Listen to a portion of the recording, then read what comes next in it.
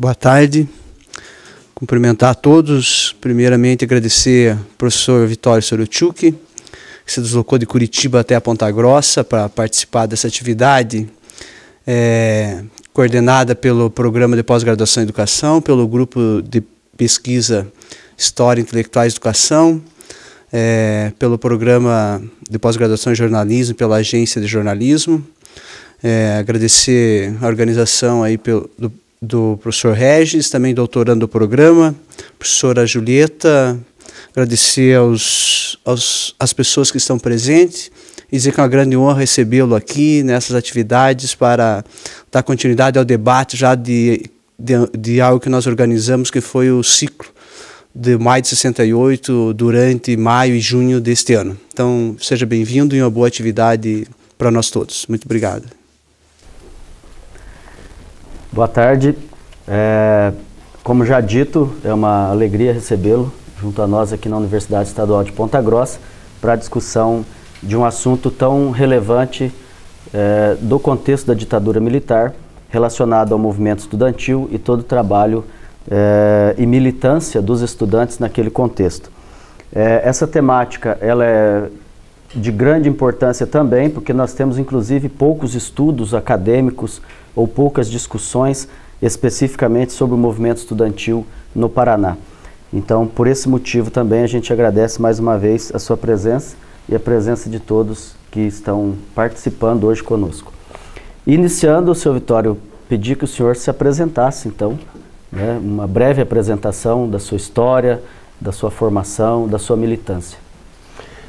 Boa tarde a todos, a todo o corpo docente e discente da Universidade Estadual de Ponta Grossa. É um prazer estar aqui, inclusive para discutir um tema relacionado a um ano, que é o ano de 1968, um ano enigmático, né? Não só no Brasil, mas no mundo todo, né? Que podemos considerar ainda que é uma janela aberta para o futuro. Toda a dimensão histórica do que significou aquele ano. Tanto assim que sempre se diz, né, como um ano que ainda não findou. Eu sou vizinho de vocês aqui, porque eu nasci em Prudentópolis, né, aqui no estado do Paraná. Lembro muito bem, ainda em 1957, eu já vim aqui tomar o avião nessa cidade para voltar para casa no interior. E depois, desde 1961, né, realizei meus estudos, né, em Curitiba, né, seja no Colégio Estadual do Paraná, posteriormente na Universidade Federal do Paraná. Exerci depois a advocacia no estado do Paraná, no Instituto de Terras, Cartografia e Floresta, Instituto Ambiental do Paraná, e também participei da vida acadêmica, né, durante 16 anos, lecionando o direito ambiental na Universidade Tuiuti e também na Pontifícia Universidade Católica do Paraná, no curso de especialização em direito ambiental, né. Então, me sinto também muito bem dentro do meio acadêmico e estudantil. Muito bem. Uma primeira questão, então, para iniciarmos. No ano de 1968, pelo que consta, o senhor é presidente do Diretório Central dos Estudantes na Universidade Federal do Paraná, como aluno de Direito desta universidade.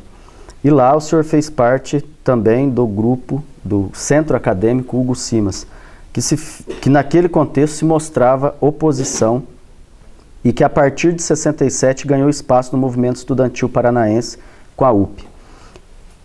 Me parece que naquele momento, um tanto pelas repressões, os grupos de situação, assim quanto os de oposição, tinham dificuldades em engajamentos. Nesse sentido, as manifestações de apoio ou de contestação eram mais ação das próprias lideranças? Ou como o senhor caracteriza o movimento estudantil no Paraná pré-maio de 68 e AI-5? O movimento estudantil brasileiro ele tem uma longa história em todo o percurso da existência do próprio país, né? Você tem desde a época da independência, ou da época dos anos 30, ditadura Vargas, mesmo antes, pré-64, uma grande mobilização. Vocês não podem esquecer que é do Centro de Cultura Popular da UNE, do CPC, que nasce o cinema novo, grandes intelectuais e artistas do teatro, cinema e música brasileira, né? Então você tem já, antes de 64, um movimento lutando inclusive por uma reforma universitária, porque a nossa universidade era considerada uma universidade muito bacharelisca e muito atrasada, e buscava-se que ela fosse mais ligada à ciência e setores industriais. Com a chegada da ditadura militar, naturalmente, a um setor que era de muita mobilização já anteriormente, ele torna-se mais importante ainda, porque o golpe militar de 64 ele bate duramente o setor dos trabalhadores e o setor do campesinato. As ligas camponesas do Nordeste, grupos de 11 aqui no Sul, são todos reprimidos.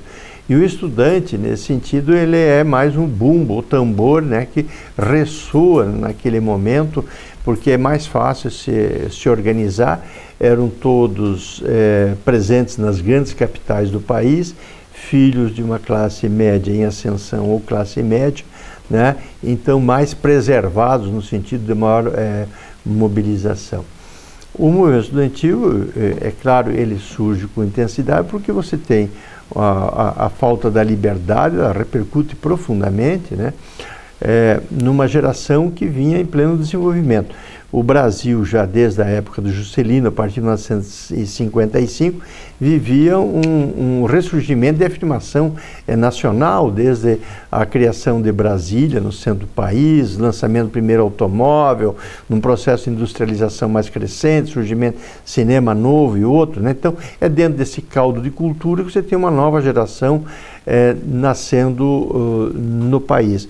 Com a ditadura militar, proíbe os centros acadêmicos chamarem centro acadêmico, só podiam se chamar diretório acadêmico, ou diretório estadual, né, não era mais a UPE, e assim por diante. Assim como certos professores foram cassados, né, não em função por serem incompetentes, não eram competentíssimos, né, como o professor José Rodrigues Vieira Neto na Universidade Federal do Paraná, professor de Direito Civil, Amilcar Gigante na Medicina, mas porque consideravam que as suas ideias de esquerda seriam prejudiciais dentro da universidade. Muito bem. Em relação ao reitor Flávio Suplicy, por algumas vezes, reitor da Federal do Paraná, ele se mostra uma personagem bastante contraditória. Ao mesmo tempo em que ele assina uma lei regulamentando o movimento estudantil em 67, ele foi na imprensa manifestar contra o anúncio do fechamento da UPE. Quem era Flávio Suplicy em sua avaliação e como ele era visto pelos estudantes, sobretudo os que tinham uma posição mais à esquerda ou uma posição crítica? Bom, o Flávio Suplicy de Lacerda é uma figura ultrapassada, né, hoje, por quem quer que seja, do ponto de vista da sua condução da educação no país, né? Primeiro, ele era um repressor do ponto de vista das edições dos atos que ele praticou, a própria lei Suplicy, e os estudantes queriam vê-lo como aquilo que simbolizou numa passeata em Curitiba, todos carregando um caixão com o nome dele, né?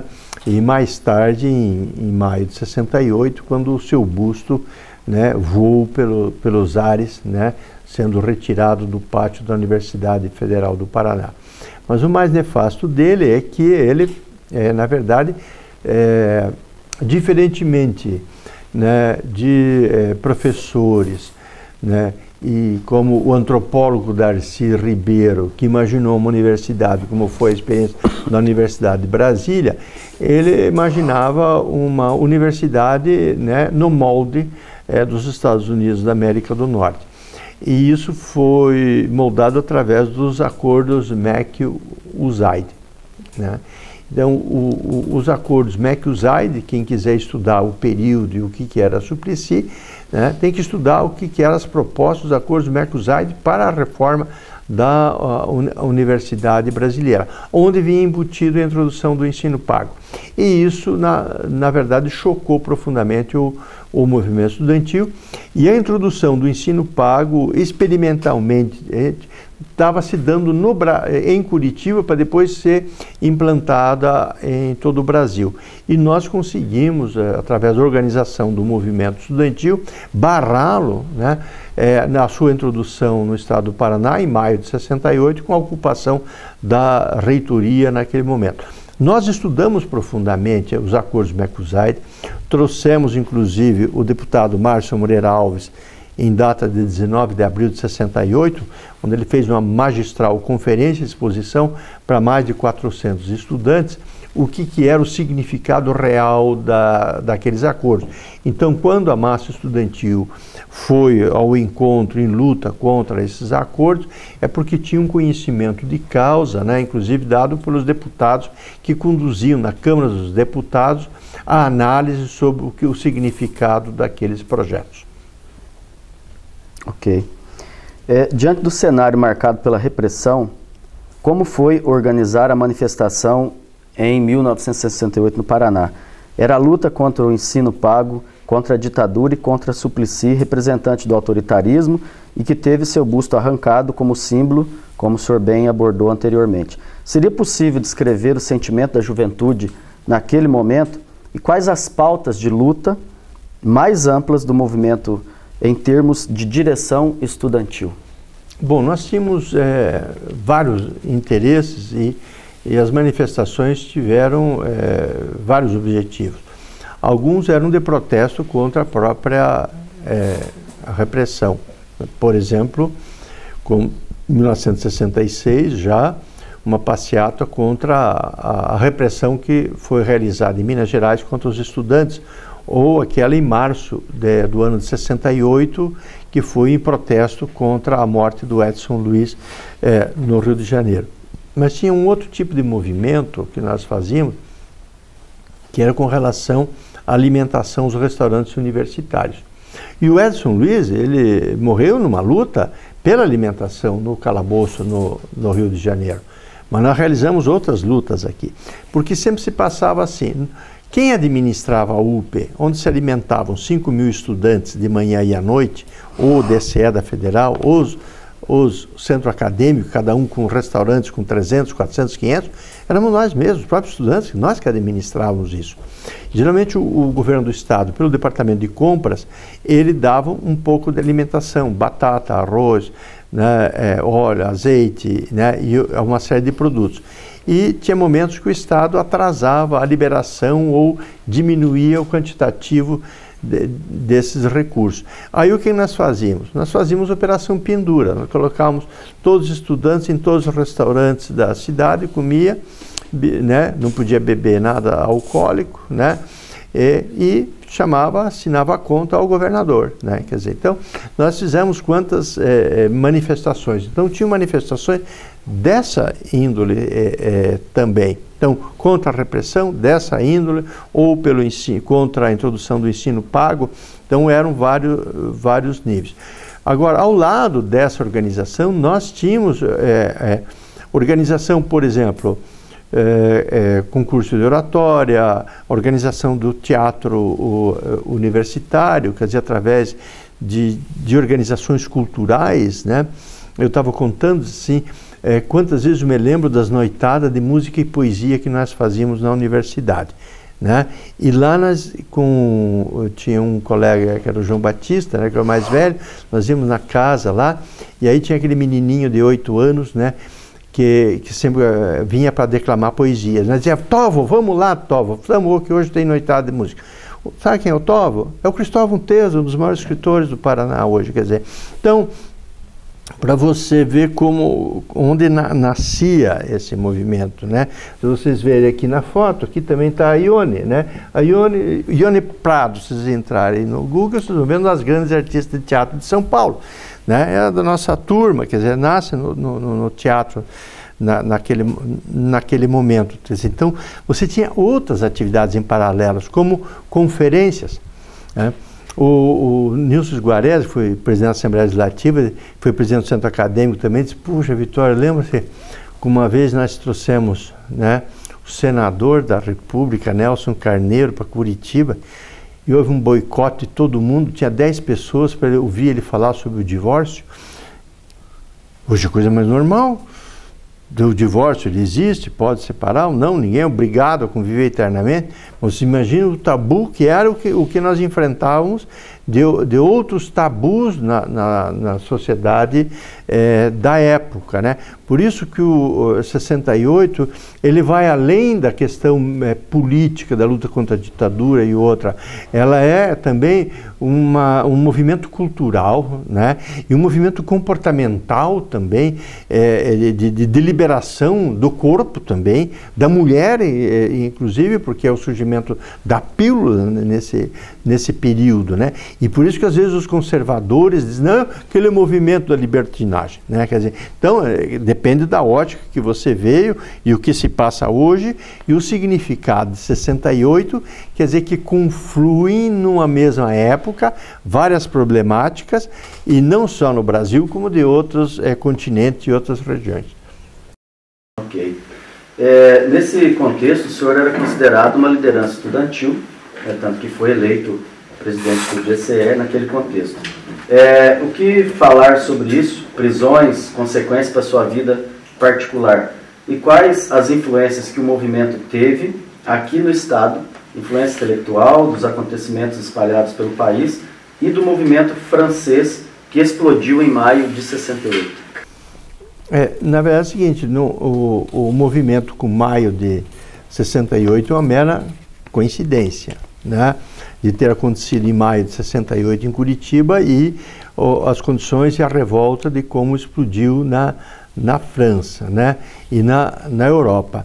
Mas o ano de 68 a gente tem uma influência geral, porque nós tínhamos contato com a literatura francesa, o Tissot, outros, ou com os italianos, o estudantil italiano também, Renascimento, tem que ver, na Alemanha também tinha o Rudi Deutscher e outros, o movimento hippie nos Estados Unidos, ou o Che ainda era vivo, o Che morre em 1967, em 8 de outubro, né? Quer dizer, até esse período ele era elemento vivo, ele confrontava, ele era um representante de um país na Organização dos Estados Americanos, seus discursos eram lidos publicamente, chegou aqui no Brasil, foi condecorado todo, quer dizer, não era um rebelde clandestino. Ou o movimento de libertação na África ou do Egito, né? O nascerismo, Nasser e assim por diante. Então você tem um movimento de eclosão mundial e forte nesse período. E naturalmente, quem tinha uma atividade principalmente contra a ditadura, é lógico, as prisões, não só eu, como uma série de líderes, nós éramos presos, seguidos, chamados dóbitos, processados, né? Vê só, os colegas que foram processados comigo, levei uma prisão fiquei condenado a 6 meses pela passeata de protesto contra a morte do Edson Luiz. Então, uma passeata pela morte de um estudante no Rio de Janeiro, considerado crime contra a segurança nacional, né? E se você pegar quem estava no banco do réu comigo, por exemplo, estava o Valdemiro Gremski, né? Sabe quem é o Valdemiro Gremski? É o atual reitor da PUC do Paraná. Então, para você ter uma ideia, quem eram essas pessoas, quem eram esses personagens. Tudo. Então, nós tínhamos consequências. Então, depois, com o Congresso da UNE, reuniões que vocês fazem hoje, normalmente, qualquer congresso, né? E do ponto de vista jurídico, né? Eu fui condenado em São Paulo, né? E aumentaram minha pena porque eu tinha participado do Congresso da UNE do Paraná. E no Paraná, aumentaram minha pena por eu ter participado de São Paulo. Isso no direito chama-se crime continuado, deveria nas duas penas somar e diminuir. Não, somou e duplicou, e aumentou. Então, era mais ou menos assim, quer dizer, chegou a um ponto que por uma passeata pacífica, 2 reuniões da UNE, eu estava um momento condenado a 6 anos, né? Eu acabei ficando 2 anos e 10 meses, né, na prisão, né? Então, mas isso não só eu, como os outros colegas, o Manfio, o João Bonifácio Cabral Júnior, né, também ficou um ano e meio, o Estênio Salles Jacota, né? Quem foi o Cabral, né, o João Bonifácio? Foi um advogado, foi presidente do TSF, foi procurador do Estado no Tribunal de Contas, foi procurador da Itaipu 16 anos, quer dizer, quem foi o Estênio, que foi presidente da UP, né? Foi depois presidente da URBS de Curitiba, foi presidente da Sanepar e assim por diante. Então, eram esses estudantes que na época eram reprimidos. Eu até acho que um pesquisador seria interessante ele pegar a lista dos 800 estudantes que em 68 foram presos em Ibiúna, né, e procurasse pesquisar o que eles foram na vida, né? Para ver a relação que existia entre ser estudante na época e o que foi reprimido. Quer dizer, na verdade foi reprimido, quer dizer, pela experiência que eu vejo, do que eu conheço das pessoas, uma nata de estudantes, né?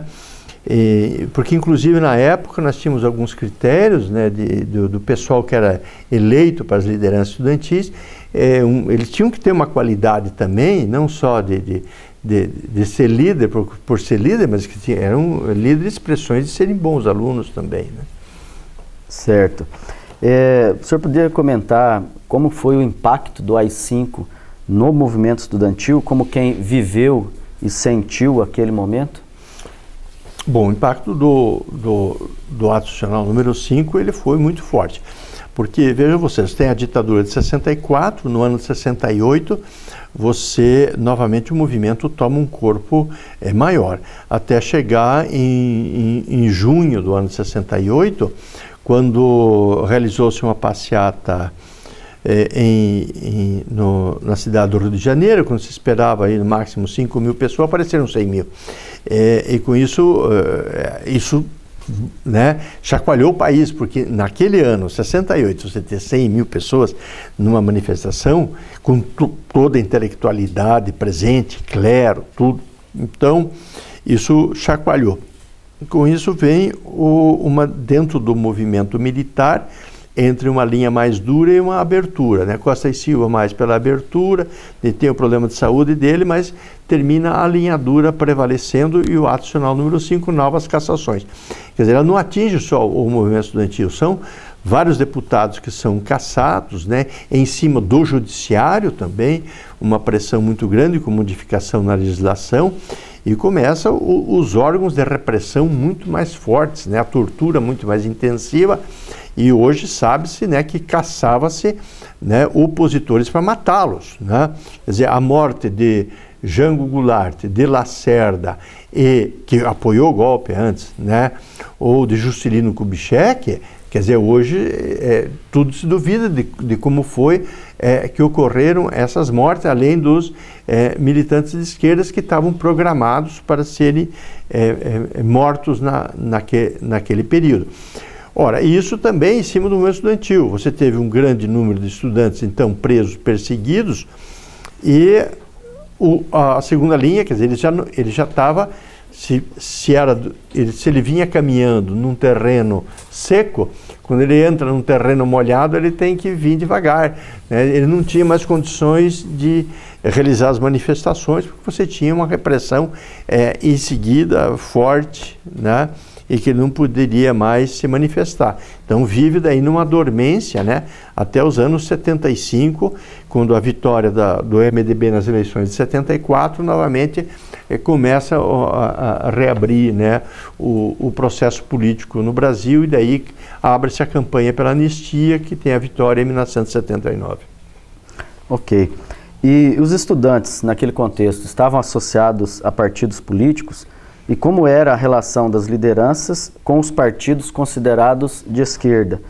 Ou os estudantes se associavam mais às ideias maoístas ou à imagem do Che?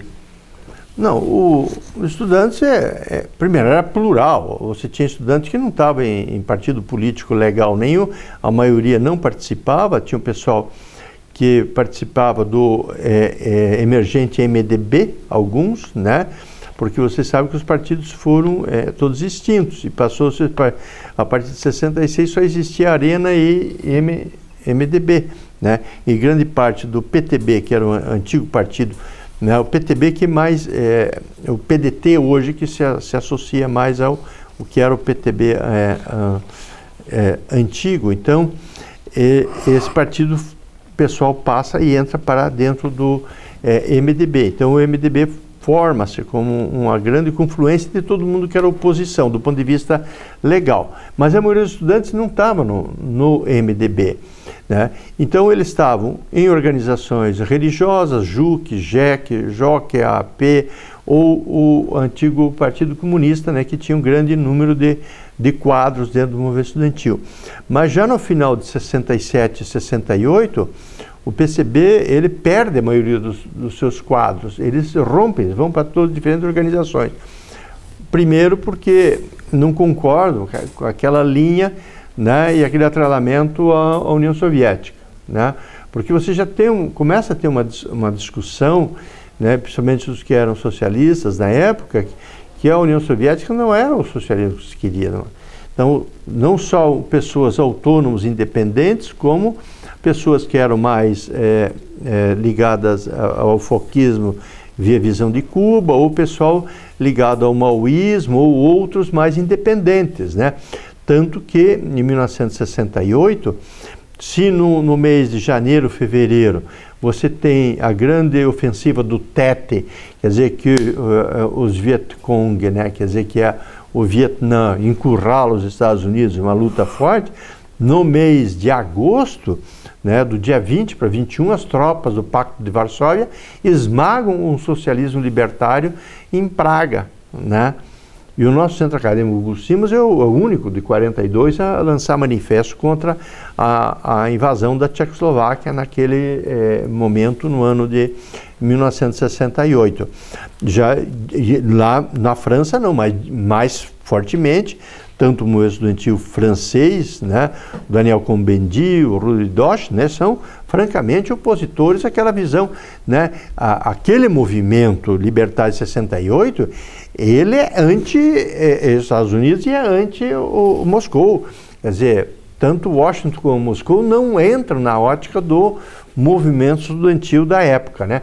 O que o pessoal pensa, que o pessoal de direita pensava, não, estão nos combatendo, esse pessoal tudo é pro Moscou. Quando não, quando a juventude, na verdade, do ponto de vista libertário, ela ia numa outra direção de Moscou, ela não queria nada com Moscou, era o pessoal de esquerda, mas eles eram contra a visão de Moscou, de dizer, então, os velhos do chamado partidão, que era o Partido Comunista, tudo bem, aí esses sim eram alinhados, mas não todos. Uma grande parte rompeu completamente, como o caso de Marighella, Mário Alves e outros. Ok. Uma grande liderança dentro da Universidade Federal do Paraná nesse contexto também foi o Vieira Neto. E ele tinha inserção junto ao movimento estudantil? Se sim, como era essa participação? E se não, se houve alguma contribuição indireta ao movimento estudantil, tendo em vista a militância política dele lá na Federal do Paraná? Não, o professor Vieira Neto, indubitavelmente, na Faculdade de Direito da Universidade Federal, era tido como um grande professor, muito respeitado, né? Não em função de sua posição política só, era em função da sua capacidade de ser professor de Direito Civil, pela sua qualidade de professor e de conhecimento. Agora, naturalmente, era um ex-deputado, ele tinha boa relação. Agora, o movimento estudantil não tinha uma relação direta com ele, dele vindo e discutir o que o movimento estudantil deve fazer. Isso não existia, ao contrário. Muitas ideias e coisas, então o movimento estudantil queria fazê-lo. Teve uma época na Federal até que queriam criar um curso em paralelo para ele vir dar aula. Ele disse não e tal, tudo. Então, não havia assim uma interferência direta dele. Havia indiretamente, de como pessoa que combatia a ditadura, como combatiam também os estudantes, né? Ok, e ainda no contexto do Vieira Neto, nesse período ele já estava processado, já havia sido preso, aposentado compulsório.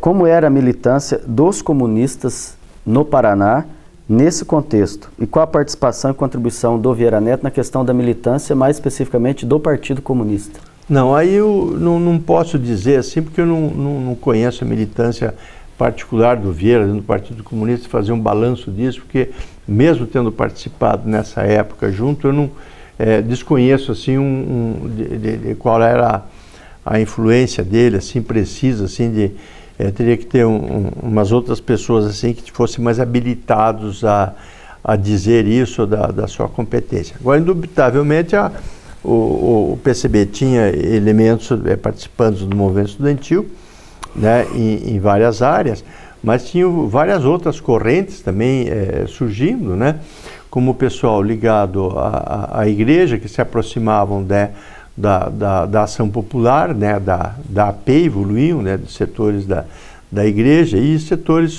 trotskistas, que começaram em alguns setores a tomar alguma força, né? Mas o pessoal ligado ao Partido Comunista, sem dúvida alguma, em certo período tinha hegemonia, né, no movimento, até o ano de 68, assim, como as lideranças mais expressivas e mais destacadas naquele período. Mas todos eles já em franca, né, retirada daquela visão da concepção do que o PCB tinha, assim, né? Então, muito mais ser uma posição socialista de esquerda, né, mas buscando um caminho próprio e não a visão do que tinha naquele conjunto de manuais consagrados do que era estabelecido, né? Na verdade, era um movimento contra o establishment da ordem mundial, seja de um bloco, seja do outro bloco naquele momento, muito mais diferente. Agora, não esquecer que o Brasil, né, num certo sentido, do ponto de vista das ideias, e se reflete até hoje, quer dizer, tanto que eu digo para os estudantes, né, hoje, quantas línguas você tem que saber estudar? Você só com o português, você não caminha para a ciência. Você tem que estudar o inglês, necessariamente, porque ele substituiu o latim, né? Você sabe que para entrar na faculdade de Direito, até o ano de 64, tinha latim, né? E se rezava a missa até aquele período em latim, né? Então, o inglês substitui o latim, né? E 60% das palavras do inglês é latim, né? Então, quando você está lá no computador delete, né, isso vem do latim, delenda Cartago, destruam Cartago, né? E o deletar existe no português antigo, a expressão não é que vem do inglês, é que foi do latim para o inglês e atualmente está ali no computador, você usa todo dia. Mas é uma língua científica, diplomática, cultural, turística, né? Você tem que saber. Todos os teus vizinhos falam espanhol. É a segunda língua que mais traduz livros no planeta.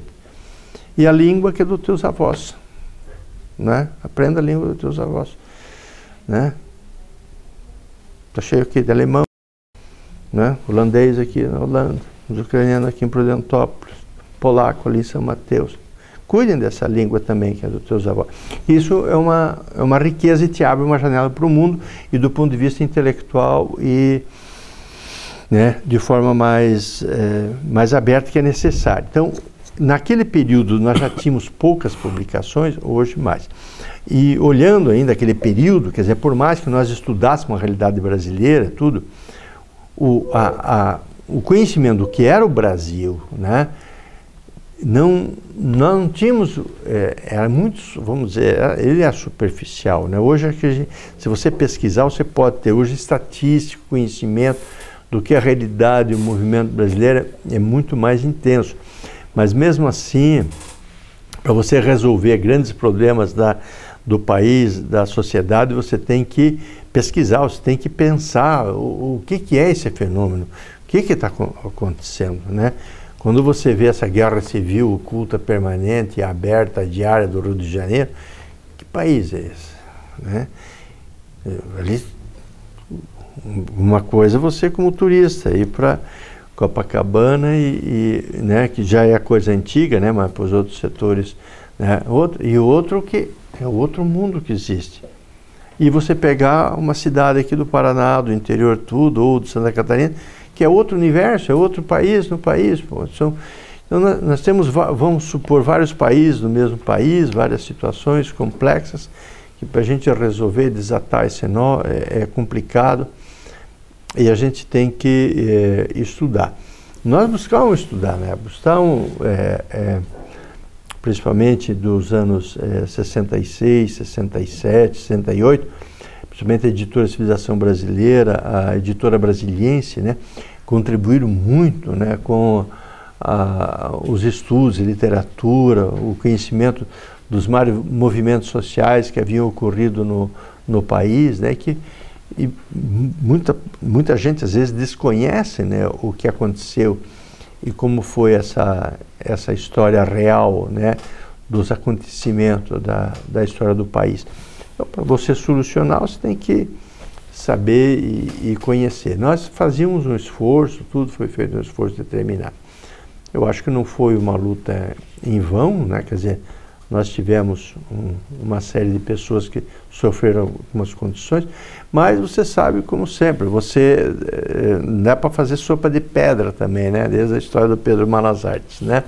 Você faz com engenhosidade, você tira leite de pedra.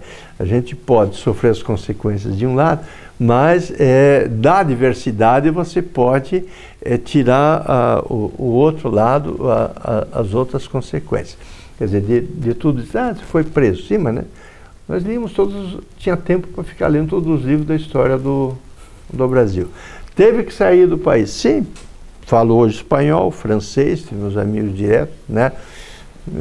Estudei na Universidade de Genebra, fiz instituto de estudos, né, de desenvolvimento na Universidade de Genebra, tinha que escrever os textos, tudo em francês, falei francês, quer dizer, então te empurram de um lado numa situação de dificuldade, mas você dá o bote e vai no outro lado e você aprende, né? Então, eu acho que né, se você diz, não é como consequência, não, você pega a dificuldade, né? Mandela, né? Não passou 27 anos na cadeia e depois não se tornou líder na África do Sul e reconhecido internacionalmente como uma pessoa de grande grandeza e tal, tudo. Quer dizer, você tem que virar, né, a situação o vento a teu favor, o vento contrário a teu favor, a situação determinada. E pela situação que vivemos no Brasil hoje, vivemos uma conjuntura complexa, não é simples, né? E o retrato mais trágico é esse de ontem, do fogo queimando aquele museu, né? Tudo, né? O problema da falta de recursos para a universidade, para tudo, no social. Nós estamos numa situação internacional também difícil, né? Veja, se você uma época dizia assim, pô, os grandes líderes, Churchill, De Gaulle, né? Quem de qualquer lado concorda ou não, daí você vê hoje, diz assim, porra, aquele Trump, né? Que só diz besteira, e outros que querem se eleger agora dizendo mais besteira ainda. Então, não é fácil a situação hoje, que a gente tem que ter esperança, né? Pensar bem, analisar tudo o que está acontecendo, né? Mas a vida e a sociedade é como o mar, vem como onda, né? Vem a crista da onda, vem abaixo da onda, né? Vem maré baixa, maré alta e assim vai a história. Muito bem. Como foi o processo de eleição em que o senhor foi eleito presidente do DCE e como foi a tomada de posse? Após o Congresso de Ibiúna e a prisão de todos, em outubro de 68, Nós voltamos a Curitiba, que foi com o apoio do Paulo Pimentel na época, que ele fez com que um ônibus fosse a São Paulo e trouxesse os 42 que tinham sido presos em São Paulo, viesse a Curitiba. Aí nós já, no dia seguinte, fizemos uma passeata, houve um confronto, inclusive, mas já se avizinham as eleições para o DCE da Federal, que seria final de outubro, né, início de novembro. E aí foram duas candidaturas, o Eloy Pietá e eu, fomos lançados candidato. E eu estava com prisão preventiva decretada. Então toda a minha campanha foi na clandestinidade. E aconteceu até um fato, um dia que eu cheguei numa casa que eu ia na filosofia fazer a minha campanha com o meu grupo, tudo esquema preparado para mim chegar e fazer comícios relâmpagos e tal, tudo a minha campanha. Mas a filosofia era do Eloy Pietá. E o Eloy Pietá chega naquele momento no lugar que eu estava, na clandestinidade, nos encontramos. Eu disse, eu estou indo fazer campanha lá na filosofia. E ele estava sem esquema para fazer. Né? Eu disse, não, você vem junto, fala um e fala o outro depois. Então, fizemos uma coisa até democrática, né? na disputa entre nós dois. O Eloy Pietá foi prefeito de Guarulhos já umas 2 vezes. E aí eu venço as eleições. Vencendo as eleições, Suplicy de Lacerda era o reitor, olha o estatuto do DCE e disse: esse russo não vai poder tomar posse, foi um grande erro que cometeram, imbecilidade. Está aqui no estatuto do DCE que a posse tem que ser dentro da reitoria. Eu já mandei cercar aqui a reitoria, ele não vai entrar aqui e não vai ter como tomar posse no DCE. Aí nós encenamos a peça pelo Teatro Universitário, Santo Inquérito. Aí no meio da peça, diz, bom, agora vamos fazer uma pausa aqui, que é a posse do presidente do DCE. Então, tomei posse na frente da imprensa, na frente dos estudantes, de todo mundo, dentro da reitoria da Universidade Federal do Paraná. Saí andando, 3 FUC saíram correndo, tal, tudo em direção. Eu andei a pé do outro lado. Se alguém seguiu os FUCs, nunca me acharam, porque eu estava a pé. Então, nós, isso... Bom, mas isso depois me custou que esse lado de Robin Hood sempre me aumentavam a pena depois. Então, foi assim que a gente tomou posse daí na direção do DCE. E aí depois eu sou preso em dezembro de 68, fica o vice-presidente, mas aí eles vão, assaltam o DCE, pegam tudo, prendem todo mundo, e o DCE fica sem representatividade até o ano de 1979, quando volta novamente a existir. Então eu fui o começo e o fim do DCE no ano de 68 ali. Ok, e dentro do nosso roteiro, né, depois algumas pessoas também fiquem à vontade para levantar outras questões, mas no nosso roteiro, uma última questão, o senhor já comentou algumas vezes que chegou a ser preso. Como que foi esse contexto? E também que o senhor falasse um pouco para nós como que foi o seu exílio e o que o senhor poderia relatar sobre esse acontecimento em sua vida. Bom, com relação à prisão, tinha sido preso várias vezes, uma vez 5 dias, 7 dias, uma vez 1 hora, porque você sempre vivia acontecendo isso. Daí depois do ato institucional número 5, né, que realmente eu sou preso, daí respondo a vários processos, alguns eu escapo, porque as acusações eram de coisas que eu tinha feito em dias que eu estava preso, então não tinha como, então me salvei de prisão anterior de outros processos. Mas, finalizando, eu respondi o processo de Ibiúna de São Paulo, onde inicialmente fui condenado 1 ano e meio, daí baixou para 1 ano.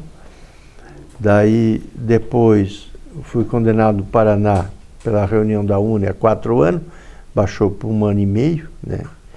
E mais por passeata de protesto contra o Edson Luiz, fui condenado a 6 meses. Então teve um período que estava condenado a 6 anos por uma passeata pacífica e 2 reuniões da UNE. Eu acabei cumprindo de pena entre Paraná e São Paulo, no presídio Tiradentes ia presídio do AU em Curitiba, 2 anos e 10 meses de prisão. Aí, todo o início do ano, eu requeria a minha matrícula, fazia a matrícula na universidade e pedia ao juiz autorização para mim ir frequentar as aulas. Ele sempre negava, era só para ele negar. E ele é juiz de direito e professor da Universidade Federal. Já o João Bonifácio Cabral Júnior, ele era da PUC, estava preso, se matriculava e os professores vinham e faziam as provas para ele na prisão. Ele terminou o curso assim, você vê, o pessoal da PUC, principalmente interferência do professor Lamartine Correia de Oliveira, não deixou ele perder o ano de escola. Foi o único que conseguiu daí terminar o curso assim. Aí quando, em final de 71, eu sou posto em liberdade, eu já tinha sido mandado da onde eu trabalhava bem da Segurança Nacional, da Escola Técnica Federal do Paraná, que hoje é essa UTPR, né, que virou a universidade. E ou eu ia na casa de amigos e tal, em final de 71, chegava lá, tudo, daí a pouco, meia hora depois, o pessoal pedia para eu ir embora. Tinham medo, ficavam inseguros, porque era um regime de terror no país, quer dizer, a insegurança das pessoas. Ou mesmo eu vinha na rua, de um lado, daí quando via uma pessoa, ele passava para o outro lado, de medo de se encontrar. Então, era difícil, porque você sabia que estava sendo seguido, perseguido e tal. Tudo. Então, uma situação muito complexa. E a possibilidade que eu tinha era mudar para Campo Mourão, onde tinha a minha família, onde tinha os amigos, estudar em Maringá e tudo. Mas imagina um jovem que naquela época, quando eu tinha 22 anos, eu tinha disputado a Secretaria-Geral da UNE em São Paulo. Tinha sido depois presidente do Centro Acadêmico Agostinho, do DCE Federal. Quer dizer, disse, pô, eu voltar depois para o interior seria um retrocesso, assim, do ponto de vista intelectual, tudo, né? Então, eu lembro na época, meu pai me deu $100, consegui mais um dinheirinho aqui, outro lá. Eu, o Dimas Floriani, meu mano, né, fomos para o Chile, fomos para Santiago. Então, aí eu residi até novembro de 73 em Santiago, no Chile. Fui preso lá no dia 13 de setembro, quando veio o golpe fascista do Pinochet, e fui para o Estado Nacional. Lá no Estado Nacional eu fiquei de 13 de setembro até o final de outubro. Né? Então, assisti todo aquele processo, né, o que aconteceu. A pessoa com quem eu fui preso, né, ele mora hoje, ele nunca mais voltou ao Brasil, ele mora na Suécia. Ele foi utilizado como sparring na frente dos oficiais chilenos por equipe de brasileiros que foram ensinar como torturar em Pau de Arara. Isso aconteceu. Isso numa sessão do Senado, nós levamos a denúncia e ele deu o depoimento dele por vídeo conferência, né, de qual foi o comportamento do Itamaraty na época com relação a nós que estávamos presos lá. Na época do Chile eu participei de um organismo que se chamava CDR, Comitê de Denúncia da Repressão. Participou Betinho, participou Armênio Guedes, participou José Serra, Omino Afonso, que foi ministro do Trabalho na época do Jean Goulart, e outras personalidades. A gente sempre estava em ação denunciando isso. Aí depois eu fui para a Suíça, mas estava na Suíça, o pessoal pediu que eu fosse a Paris, porque lá era um centro maior. E aí eu tinha conhecido, estava de namoro já com uma chilena desde maio, aí quando chegou setembro, tinha onde decidir se ficávamos juntos ou não, fomos juntos. Aí ela estava no último ano de Belas Artes, aí era melhor terminar em Paris, daí fomos para Paris. Aí em Paris eu fiquei participando, né, na organização das atividades com relação ao Brasil, fui trabalhar na sede do Partido Socialista Francês. A primeira atividade nossa foi na campanha do Mitterrand em março de 1974. Ele perdeu aquela eleição, mas depois ele ganhou, foi presidente da França. Ali conheci muito, convivi com muita gente, Edith Cresson, que depois foi foi primeira-ministra da França, Jean-Pierre Chevènement, foi ministro da Defesa da França depois. Quer dizer, era nesse caldo de cultura que depois passei a conviver. E ali na gráfica do Partido Socialista nós fizemos o primeiro, lembro que eu imprimia lá junto com o pessoal, os outros brasileiros, o primeiro dossiê retratando a situação no Brasil, as torturas, as prisões, tudo que nós estávamos fazendo. Depois voltei para a Suíça, onde eu fiz o estudo de desenvolvimento, criamos o Comitê de Anistia em Genebra e Lausanne.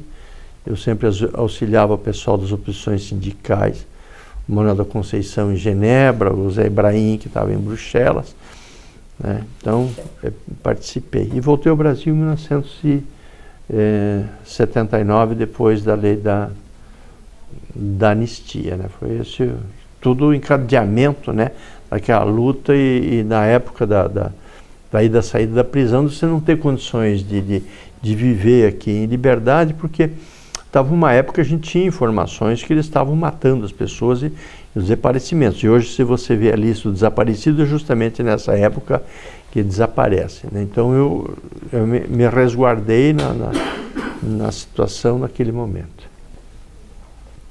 Ok. Essa parte, como eu tinha comentado, aqui nós encerramos. E aí a gente passa agora para as interações aí que cada um tem. Eu quero registrar o nosso agradecimento pela sua excelente fala, uma verdadeira aula, né? Eu acredito assim que uma aula inesquecível, né, nos detalhes, inclusive sobre sua participação e a sua experiência no movimento de repressão, né, estudantil. Mas eu gostaria, se possível, Vitório, que você falasse um pouco mais sobre essa sua experiência no Chile, né, nesse período que você esteve lá, e, se possível, também nos contasse sobre esse processo de prisão que foi por ocasião do golpe, né? Bom, o Chile foi uma experiência das mais maravilhosas aqui da América Latina, né? Da Frente Popular, quando assume o governo, uma primeira experiência de um socialismo, busca um socialismo democrático, né? A luta pelo país para retomar em suas mãos a sua riqueza natural principal na época, que era o cobre, né?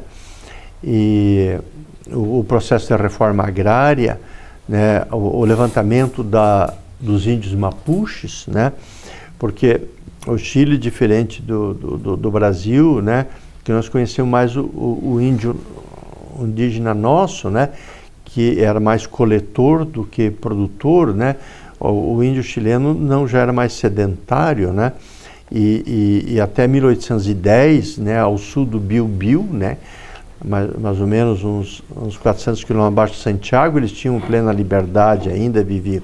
Então, todo esse conflito, né? E era um país que viveu profundas mobilizações, né? A gente viu e sentiu o que eram aquelas grandes mobilizações, a afirmação cultural, né? Todo do país. E, naturalmente, isso com muita tristeza, quer dizer, você tinha setores ali muito tradicionais, poderosos, potentados, né? E que houve essa reação muito terrível do exército chileno, né, com o golpe do Pinochet, que no primeiro momento, né, ele fingia que apoiava e tal, tudo, né? E posteriormente deu o golpe. E não deu o golpe sobre tudo, porque os dois militares, Prats e Schneider, que eram militares leais, eles foram assassinados, um na Argentina e outro em Washington, pela equipe do Pinochet. Naturalmente, o golpe foi um processo muito sangrento. Eu lembro o dia do golpe, 11 de setembro, eu estava perto do Cerro Santa Luzia, que fica no centro da cidade. Cerro Santa Luzia, hoje, que é onde se fundou a própria cidade, né? Inclusive tem um poema do poeta cubano Nicolás Guillén sobre esse cerro, né?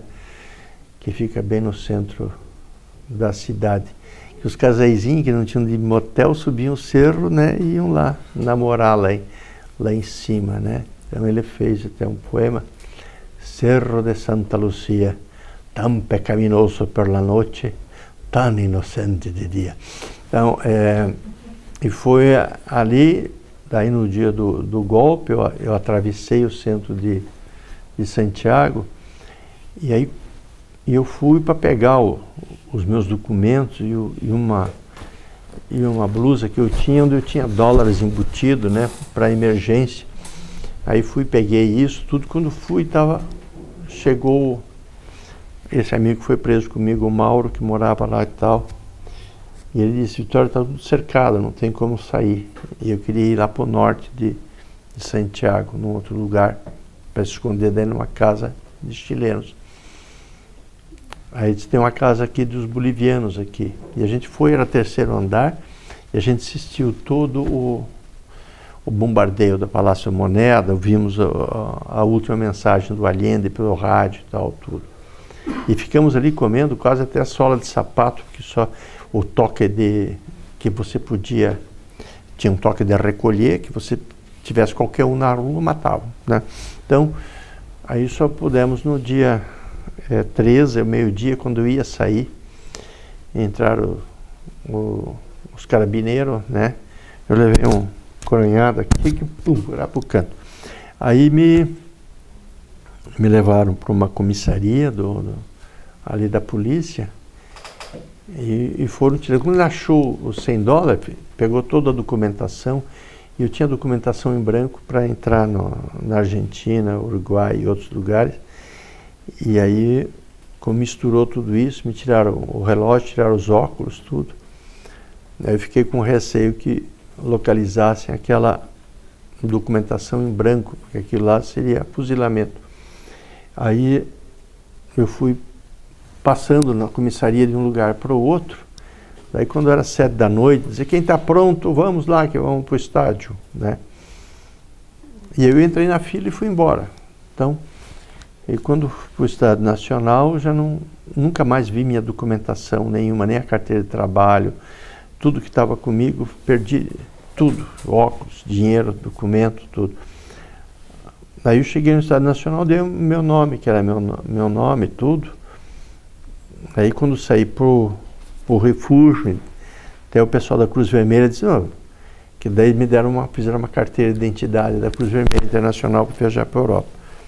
Me tiraram uma foto, disse, bom, você dá o nome que você quiser agora, se quiser você some no mundo. Que várias pessoas viveram assim no mundo e tal, tudo, mas daí eu não tinha esse objetivo, dei o meu nome certo e tal, tudo, daí foi a saída. E claro, aqui dentro do Estado Nacional foi um período difícil, primeiros 10 dias era uma meia aiuia. A aiuia é um tipo de um pão meio amassado, assim, redondo, né? E um bol de poroto, de feijão só, né, de comida, depois que melhorou um pouco. E foi enchendo de gente, que daí a gente começou a organizar. Eu, por sorte, como eu tinha tido uma experiência de, quer dizer, muitos anos de prisão, eu tinha lido os cartas de cárcere do Gramsci, do Fuchik, a rebelião de Treblinka, né, da Polônia. Então, além de ter já vivido organização prisional, tinha estudado os diferentes histórias de comportamento, histórias de prisão. Então, e isso te dá condições de, quando começou a organização, a organizar a cela, né? O pessoal fazer higiene, né? Mandar fazer coisa útil, estudar, ler, discutir, conversar, para manter ocupado. Imagine você 24 horas por dia, vamos supor, nos prendem nessa sala aqui, todos nós estamos aqui, né? Tem um banheiro lá, você tem que organizar, como vai no banheiro, como é que você mantém limpo, mantém isso, tudo. Vai fazer, levanta de manhã, vamos fazer, né, ginástica, tudo.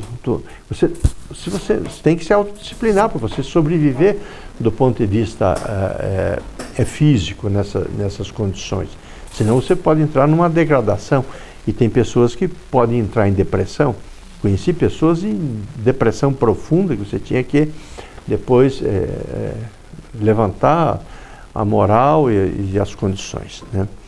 Dentro do Estado Nacional, assim, coisas trágicas que eu vivi foi de sair todo mundo do camarim, 100 pessoas, e vim no meio de soldados, cara encapuçado, sangue escorrendo e olhando, né, as pessoas, para ele denunciar pessoas, e um saía do meio. Assim, então você imagina que é uma situação dessa, ela é terrível quando você vê uma situação dessa, esse outro que ia acontecer com ele. E ali vocês sabem que ali foi trágico, né? Até onde tinha centros lá, porque tanto na Argentina como no Chile, punham prisioneiros nos helicópteros e jogavam em alto mar, né? E nunca mais se sabe disso, né? No Brasil, felizmente, o comandante do Parazar, né, denunciou, daí ele foi perseguido, mas não aconteceu isso. Queimaram daí em fornos na Baixada Fluminense o pessoal, mas não, o Parazar brasileiro não aceitou, felizmente o militar brasileiro não aceitou isso. E isso vinha de uma situação complicada, porque no Chile você estava com o pessoal fugido da Bolívia, né, o pessoal fugido do Tupamaro, todo fugido do Uruguai, o pessoal da Argentina. Mas o governo uruguaio, mesmo sendo os Tupamaros, porque eram uruguaios, e sendo de oposição a eles, o embaixador do Uruguai, cônsul do Uruguai, foram dar atenção aos uruguaios. E o brasileiro, a embaixada brasileira, não deu atenção. Nós temos os ofícios da Embaixada do Brasil ao governo brasileiro, e daí o Itamaraty distribuindo o que fazer, e o ofício perguntava para quem? O CNMAR, SNI, DOPS e tal, tudo informação, entendeu? Não tinha oposição do governo brasileiro de defender os seus brasileiros numa situação difícil, mesmo sendo opositores. Não tinha. Outros movimentos de resistência no Paraná, a partir de 68, né? Tem os dissidentes do PC que vêm do Rio e vão para Foz do Iguaçu. E em Foz do Iguaçu, esses grupos, não eram um só, dialogavam com a base do interior do grupo dos 11 que vinha pelo oeste, que era o contato que eles tinham, pelo oeste do noroeste e norte do Rio Grande, oeste catarinense e oeste do Paraná. Queria saber como que era o contato de vocês e se tinha alguma outra cidade que tinha movimentos mais organizados de resistência ao regime militar no Paraná. Você tinha no Paraná, quer dizer, isso foi um movimento, por exemplo, do Aloysio, que entra com o pessoal do 68, lá para o Cascavel, Foz. Tem o pessoal que vem do Rio Grande, Valpalmares, né? Lá, e outro. Aí você tem organização que estava aqui no Brasil já há muito tempo, desde o pessoal que comandou a guerrilha do Poricatu nos anos 50, né, que se liga ao próprio Apolônio de Carvalho, que vem do Rio, tudo, né. E você tem os grupos de 11 que atuavam, né, que é o pessoal do movimento do Brizola, mas não tinha uma conexão entre um e outros, eram tudo movimento. E, na verdade, era todo movimento, todo início, salvo o pessoal ligado aos grupos de 11 e os remanescentes do grupo de Poricatu, que tem uma implantação no Paraná mais antiga, né? Os outros são tentativas de implantação, né? Implantado está o Aloysio Palmar, agora é definitivo, porque já morou muito tempo, tem filhos aqui, né? Mas, na época, não, na época era tentativa de implantação, na verdade, nessa região, principalmente que buscava-se o pessoal organizar os boia-frias, outros setores por aí, né? Tinha uma outra cidade? Tinha uma outra cidade com movimentos na época? Tinha, por exemplo, no norte do Paraná, você tinha, por exemplo, em 68 já teve greve em fábricas, né, de óleos ali, né, e porque o norte do Paraná é um lugar muito progressista. Aqui na época de 30, da ditadura Vargas, muitos que eram antigos militantes do Rio, São Paulo, ou outros estados, eles vieram para o norte do Paraná dos anos 30 em diante. Então, desde Umuarama, Goiôerê, Campo Mourão, aí todo Maringá, Londrina, você tem um pessoal de uma militância histórica do Brasil que estava internalizado nessas regiões, né? E o que nós tivemos de movimentos sociais mais fortes no Paraná, além do sudoeste, né, que teve problema da terra, né, e Porecatu Grande, né. Agora, no estado do Paraná teve um outro movimento quer dizer, social, quer dizer, que foi dizimado as populações rurais. Você sabe que o interior do Paraná viviam pessoas nessas matas do Paraná, mistura de índio, negro e português e outro todo. E a colonização dessas regiões, às vezes, em grandes empresas ou companhias, eram feitas em gabinete em Curitiba. E aí traçavam, né, no mapa aquele lote e o cara ia lá no lote dele. Mas lá vivia gente, vivia povo. Foram todos dizimados, mortos. Isso aí. Tem uma história negra, aquela história que o Requião levantou aquela vez, que é um episódio de um momento. Mas é uma história muito, muito triste de como ocorreu esse processo, né? Por exemplo, o Lupião, né? Eu presidi o Instituto de Terra, Cartografia e Florestas, né?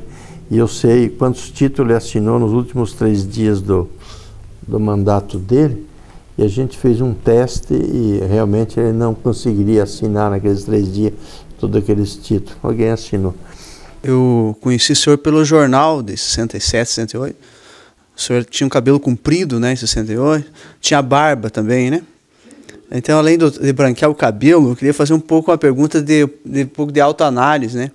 O que o professor Sorochuk pensa sobre o jovem Sorochuk de 68 hoje, depois de todo esse processo de experiência, até pensando assim que muitos estudantes que faziam militância com o jovem Sorochuk, uns migraram para a direita, outros se mantêm talvez. Como que o professor Sorochuk vê ele mesmo hoje, ou como vê o jovem Sorochuk?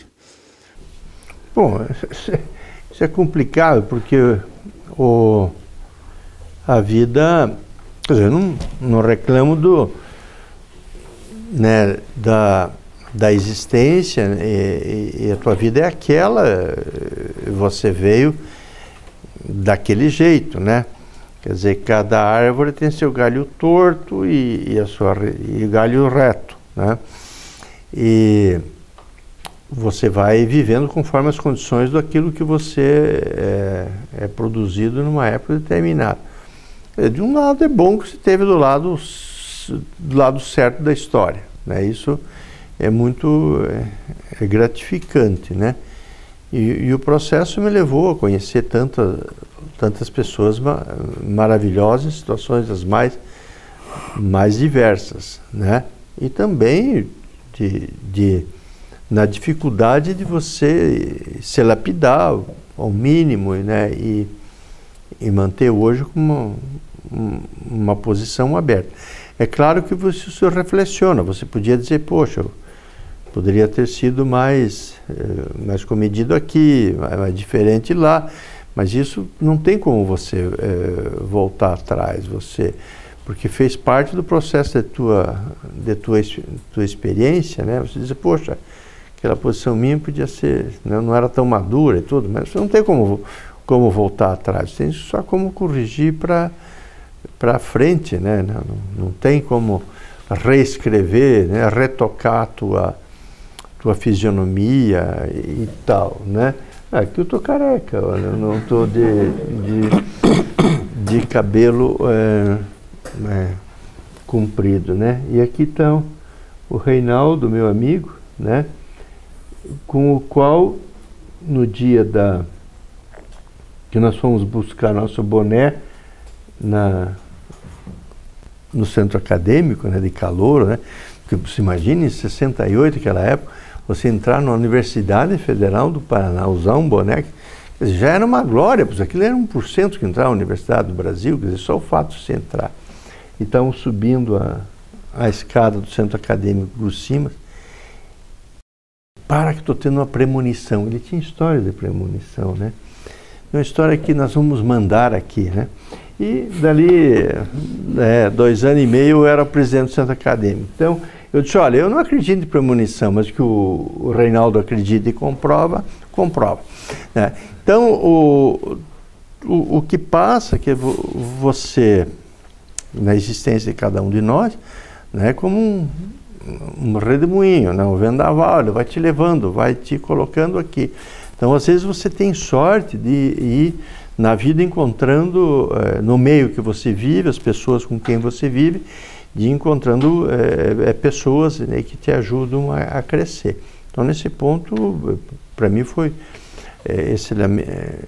benéfico e tal, tudo. Claro, eu tenho fases da vida que andava barbudo, né, que andava até lá, coisa, de cada forma. E depois teve um período que, né, mesmo às vezes em passeata, na época eu andava de terno e gravata, mas combinava uma coisa e outra, né? E agora tem que curtir o cabelo branco, não tem outra solução. É só de pintar, de imitar, colocar botox, não sei o que, isso não existe. Você não reforma a vida, né? Você é aquilo que é, o que importa, aquilo que você possa contribuir. Eu outro dia fui na Faculdade de Direito da PUC, né, para dar uma palestra sobre as liberdades constitucionais hoje. Então eu comecei a dar os casos, o que escreve a Constituição hoje, o que é normal e hoje, e o que aconteceu, né, dos casos anteriores dos quais eu conheci. E aí vou, por exemplo, contar um caso para você de uma pessoa, né? Honório Delgado Rubio, né? É um espanhol que era refugiado da Espanha, né? Do regime franquista, né? E era um anarquista, mas ele chegou aqui, ele não tinha anarquismo, assim como filosofia que tinha na Espanha. Então ele se ligou mais ao Partido Comunista, um pouco, e era um livreiro, vendia livros, né? Aí chegou nos anos 60 e pouco, ele viu, bom, tinha tempo já de residência no Brasil para se tornar brasileiro. Então ele foi fazer o processo. E aí ele tinha que apresentar declaração da DOPS. Aí foi uma negativa da DOPS. A DOPS não deu a negativa, ele não pôde se naturalizar. Podia ficar vivendo, mas não podia se naturalizar, mesmo preenchendo todas as outras condições. Passou aí 6 meses, veio um telegrama da Espanha, e ele sendo espanhol, que o pai estava internado e podia morrer e queria vê-lo pela última vez. Então ele foi para tirar uma autorização para ele viajar para a Espanha. Aí tinha que vir no DOPS, uma autorização. Aí ele foi no DOPS e não deram autorização. Então ele não pôde viajar para a Espanha. Mas ele era espanhol. Ele não podia se naturalizar, ele não podia sair do país. Daí ele foi e fez vestibular de História para a Universidade Federal, queria estudar História. Foi, passou no vestibular, não pôde estudar porque o DOPS não deu. Quer dizer, então, veja só, então isso era a ditadura militar, né? Não podia se naturalizar, não podia sair, não podia estudar, não podia fazer nada, né? Essa é a situação. Então, por isso, às vezes, eu contribuo de dizer o que é a ditadura, quer dizer, a integridade física da pessoa, o direito de ir e vir, né? Toda essa série de situações. E de uma colega nossa da época, eu até falei com o Guto, que é cineasta, né? Eu disse, poxa, se fosse os americanos já tinham feito um filme. Então foi a Beatriz, ali de Curitiba, prenderam ela em 69, ali em Curitiba, levaram de avião para Foz do Iguaçu, ameaçaram jogar ela nas 7 quedas, torturaram ela nua na frente de várias pessoas e tal, tudo. Daí veio acompanhado do policial, de ônibus, voltou, chegaram os policiais e entregaram para os pais a menina em casa. Desculpa, foi engano. Desculpa, foi engano. Vai matar a menina. Começaram a jogar nas cataratas, torturaram, humilharam, pau, tudo. Desculpa, foi engano. Então, essa é a realidade. Então nós vivemos um período, hoje nós estamos vivendo uma situação também complicada da alimentação do ódio, né? Isso não ajuda nada, você tem que odiar a pobreza, a miséria e tal, mas outra pessoa não. E você não vai resolver os problemas por aí no prendo e arrebento. Todas as experiências que nós tivemos, né? Prendo boi no pasto, não sei o quê, tudo essas coisas, nenhum resolveu problema nenhum do país. O Brasil vive uma situação internacional, um jogo pesado, econômico, e você só joga isso e cresce isso com inovação tecnológica, crescimento, organização e tal, tudo, e crescendo todo mundo, toda a sociedade. Não existe saída fácil nenhuma, e nenhum santo milagreiro vai fazer milagre. Você vai passar por uma conjuntura difícil no concerto internacional e não tem coisa fácil. A pessoa diz, o suíço. Eu morei na Suíça 4 anos. Você levanta 5 da manhã para trabalhar, meu amigo. Quer dizer, não é difícil aqui, mas é uma questão organizacional, né? Os ricaços burgueses de lá, ele não vive no falso e no luxo dessa elite que vive no país. Não vive nisso. Ele mede o tamanho do bife também. Não é essa nababesca de uma elite que você vive aqui, terrível, né? De exagero, que acho isso uma normalidade e não é, né? Então hoje nós temos que repensar. Agora, repensar com muita sabedoria, responsabilidade e manter sempre a fé e a esperança no futuro. O senhor atuou na fundação do PT juntamente com o Lula. Diante de o que o senhor pode falar desse momento que está acontecendo como participante da fundação do Partido dos Trabalhadores? Bom, eu, quando voltei do exílio, depois me entreguei tanto na luta, da continuidade da luta pela anistia, participei da fundação do PT, da primeira direção aqui, e dos 2 primeiros anos do Diretório Nacional. Mas já depois de 86 me excluíram um pouco. E em 92, quando eu era advogado lá do Terra, Cartografia e Florestas, o governador eleito, que era o Requião, e eu tinha sido eleito como representante dos funcionários na fundação pública, um dos 4 dirigentes. O governador me chamou para ser o presidente.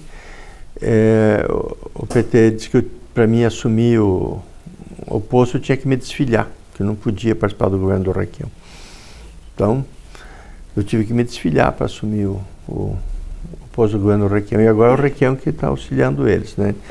Eu acho que então, para você ver como é a história.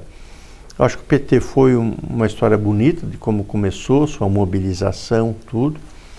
Eu acho que no governo, é lógico que você pode fazer coalizão e tal, tudo. Não seguir os conselhos, inclusive do próprio Edésio Passo, que foi deputado federal do PT pelo Paraná, que disse para o PT não aceitar 1 centavo de UAS, ou de Brecht, de nada, e basear-se na filiação dos seus filiados para financiar suas campanhas. E isso desnaturou a chegar, próprios filiados do partido, né, a pegarem dinheiro pessoalmente. Você já viu algum campo de vigília para o André Vargas, ex-presidente do PT do Paraná? Não tem, né? Por quê? Porque é raro. E isso está trazendo um prejuízo para o conjunto dos pessoas de esquerda e progressista. E o Lula caiu no Arapuca, né? Ele, quer dizer, porque primeiro ele achou normal aquele tipo de financiamento de campanha que todo mundo fazia, né? Se vocês olharem o CPI do orçamento de 1993, o resultado da CPI do orçamento, 98 parlamentares implicados e conclusão, existe um conglomerado de 12 empreiteiras como um poder paralelo comandado por Odebrecht. Isso não é coisa, isso não foi Operação Lava Jato, isso é de 1993. E eles que financiaram a reeleição do Fernando Henrique, só que já prescreveu, não tem provas, nem nada. O resto, tanto que caiu Aécio e tal, tudo financiamento, né, até chegar a deslumbrados como esse Cabral, né, do Rio de Janeiro, que daí ia ser demais, né? Mulher agora deve pôr tornozeleira eletrônica, que é diamante, né? Então, é terrível, né, o que aconteceu. Então, isso não poderia ter ocorrido, porque jogou todo mundo na mesma vala, quer dizer, e setores que tinham esperança, né, em posições. É inegável que, por exemplo, o Lula, eu sou grato a ele, inclusive a algumas coisas que eu conversei com ele, de posições com relação... Eu que atualmente eu presido a representação central da comunidade ucraniana no Brasil. Nós somos mais ou menos 600 mil, temos organizações no Brasil todo, eu já há 15 anos estou presidindo isso. Então, nos interesses entre a Ucrânia e tudo, então várias questões com o Lula, eu sou grato a algumas questões que ele encaminhou tudo. Que já não sou grato a Dilma, né, porque foram duas coisas completamente diferentes, né? Mas então, vejam vocês, toda essa construção de partidos e tudo, não são partidos de militância todo. Veja só, no Brasil nós tivemos um grande período em que vereador nunca ganhava salário, e não precisa ganhar, localidade, ele ganha um jeton pela coisa. Todos esses partidos que existem no Brasil, isso é uma excrescência. É muito. Tudo bem, podia ter a liberdade de partidos, mas tem uma cláusula de barreira, não fez 5%, não entra. Em muitos países é assim, né? Ou entra daí como bloco e permanece. E temos um problema também organizacionais do país enquanto representação, o Congresso Nacional. Então, Paraná, 3 senadores, São Paulo, 3 senadores, Minas, 3 senadores, Rio de Janeiro, né, 3 senadores. Bahia, 3 senadores, Rio Grande do Sul, 3 senadores, 6 países, dá 18 senadores, da maioria da população. Os outros, quase 20, vão ter 60, isso é a minoria da população. Então veja só, é a mesma coisa para deputado federal nas somas. Aí o que acontece? Quando elege o presidente, daí um voto vale 1. Então você elege o presidente de uma linha e o Congresso Nacional em outra. Isso é fator de crise permanentemente.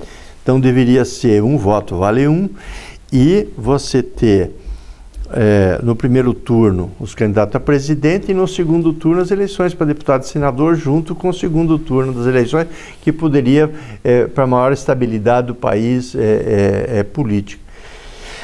E a questão também de organização partidária. Então, se você não existe militância partidária, você vê o que é a pujança do Paraná, do ponto de vista da sua economia, dos seus industriais, da sua economia rural, de suas universidades, do seu centro de pesquisa, a nata que você tem, vamos supor, entre homens que produzem, de sindicatos e tudo. E a representação, que se você vai lá na Assembleia Legislativa e olha que tem os representantes, mas diz assim, mas que esquizofrenia, mas, e não reflete a qualidade. Então, nós temos uma situação de representação que não reflete, nem no Congresso Nacional e nem na Assembleia Legislativa e tudo, a qualidade que tem a nossa sociedade, né? E também uma sociedade extremamente excludente, tudo. Quer dizer, essa luta aí contra as questões de preconceitos e tal, tudo isso claro, tem conflitos, é difícil, mas poderíamos ter soluções. Então, eu acho que o PT, num período da história, contribuiu bastante, no outro período, ele entrou com essa entrada dele, nesse esquema natural do tipo de financiamento de campanha e tal, tudo, eu acho o seguinte, ele deveria, eu já disse para o pessoal, primeira coisa que vocês deviam dizer assim, povo brasileiro, perdão, mais uma vez perdão, segunda vez perdão, mais perdão outra vez, e agora vou me emendar. Quer dizer, também, devia falar isso também. Tudo bem, tem uma série de aspectos positivos e tal, tudo que estão combatendo aí, que são completamente equivocados, né? E de um setor que reapareceu agora, de extrema direita e fascista no país, que naturalmente isso sim é um retrocesso histórico. Mas temos um setor de esquerda aí profundamente staliniano ainda, e que é um desastre, é um atraso, não é isso não. Quer dizer, o Putin é um personagem que faz agressão contra povos na Europa também. Né? Não tem nada só porque ele é contra o americano que você vai sustentar isso. Também você não pode. Né? Então, vamos lá, eu tenho uma posição crítica, eu acho que tem vantagens, tem coisas positivas que fez, mas eu acho que nós vamos ter que um bom tempo para você rearranjar essa situação que nós passamos no Brasil recentemente, né? Nem todo mundo é diabo, né? E mesmo o demônio, o Lúcifer, é um anjo descendendo do céu, né? Então, nem todo mundo é o santo que se pinta por aí, né? Todos têm seus pecados e é necessário a gente corrigir. Muito bem. Nós gostaríamos de agradecer muito a sua presença aqui, seu Vitório. Depois o professor Neve vai fazer uma entrega aqui de um certificado em nome da universidade. Mas antes do encerramento, o senhor comentou que o jovem Sorochuk estava do lado certo da história. Né? Nós podemos dizer bastante coisas a mais. Né? O jovem Sorochuk estava do lado certo da história. O jovem Sorochuk escolheu não assistir a história passar diante de si, fez suas escolhas. Né? Até admira que o senhor fala com tranquilidade de questões tão sérias como a prisão, como o exílio, mas a gente entende que deve ser a sabedoria que dá essa condição também, né? De olhar para a sua história e tratar isso com tranquilidade, mas de alguém que fez uma escolha, e uma escolha de defesa não somente de questões pontuais, como os estudantes, como o ensino pago, combater tudo isso, mas certamente uma escolha que contribuiu para esse país entrar num outro momento de sua história, que é um período de democracia, de participação, de direitos, e isso tudo é muito valoroso, principalmente no momento que a gente está vivendo hoje, e o senhor apontou isso. Então, em nome, né, do grupo que organizou e está discutindo isso já há algum tempo, né, e de outras atividades que aconteceram, agradecer a sua presença e parabenizá-lo pela sua história e por essa memória viva que está aqui conosco. Obrigado. Boa noite a todos.